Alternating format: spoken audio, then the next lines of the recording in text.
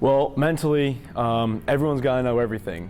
Whether you're a guard, whether you're a running back, you got to know how to block, the basic fundamentals of blocking. Physically, everyone's got to be athletic in some way. We don't have the biggest kids, but we can block anybody with our tools, with our determination, with our effort. You know, that's what it is. That's basically what it comes down to, is effort.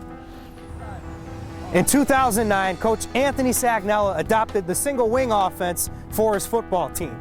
Some may see it as a novelty, but at North Haven High School, it gave them their first playoff victory in 63 years.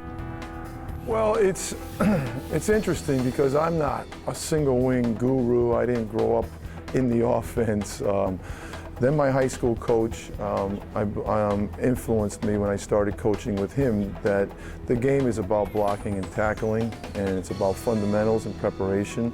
And I think I've carried that through the years that I've been a head coach. The single wing embodies all of that. I always heard about some crazy, weird, obscure offense called the single wing that like the big kids were running, the high schoolers were running. And finally, when I reached 8th grade, we got the word from our youth program president, Mr. David Mikas, told us we're going to start running the single wing, that Coach Sagnella's been running the single wing. So that's how I came to learn it. Pop Warner created the single wing formation in the early 20th century so that the men in the backfield could block to create double teams, while other personnel would pull back to establish running lanes.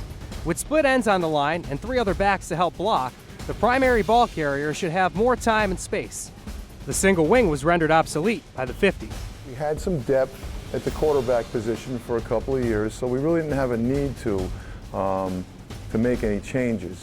But in the 2009 season, we did not have a quarterback that was experienced returning. And we felt that it might be time to just expand that short yardage package.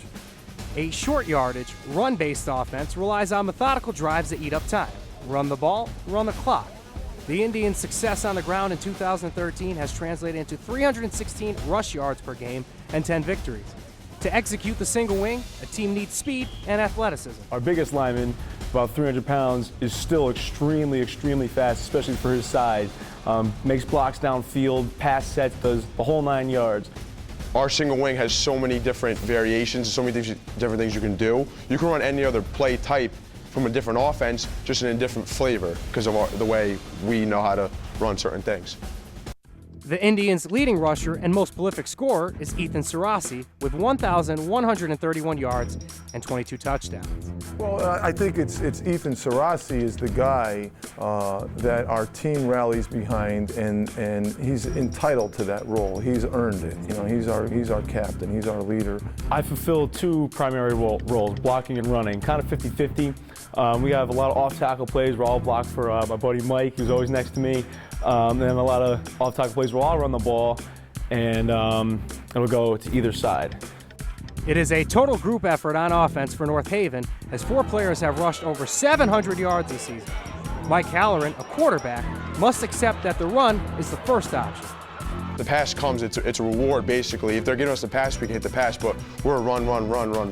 So I'm another running back, I'm another blocking back. I'm not anything special, I'm just a part of the offense. I'm a working part in an 11-man group. Well, I think, you know, Mike Halloran is not going to always be the leader on the stat sheet, but he's kind of like the guy that can make it all go, because he can do just about everything. He can run, he can throw. Wildcat, spread, pistol. These are all variations of the old single wing. Sagnella's offense is no fad. The Indians have won 8 games per year since 2009. Honestly, the single wing would have been ran out of town years ago if no one trusted Coach Sagnella, as well as the rest of the coaching staff who supports this. But Coach Sagnella, coming from his background, certainly knows a lot and runs the offense very well. It comes down to execution, and we've been fortunate that we've been pretty good at executing it so far.